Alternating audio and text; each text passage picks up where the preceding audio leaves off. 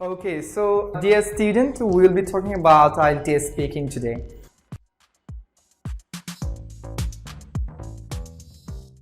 The first thing is that I would say, okay, all the three parts are important. You cannot really say that part is important or this part is important. But in exam-like situations, it's better to develop your answer from part 2 to part 3. And I would encourage you to give a bit extra focus on part 3.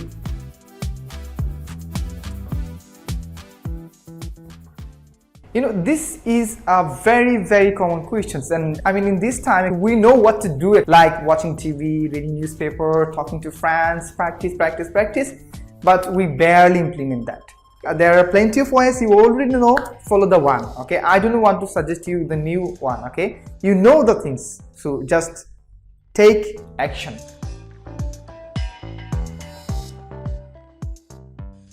In general sense, well, when someone asks these questions, I can quote you a professor from University of South Carolina maybe, or Oxford University, says that knowing English without grammar is having a chicken like without a bone.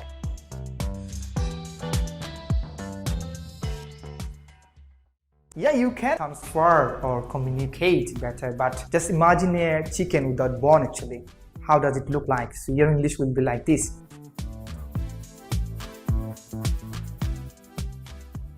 First thing is that you need to buy Cambridge book and then practice from that source, and be consulted with someone expert and do a lot of practice. Best of luck.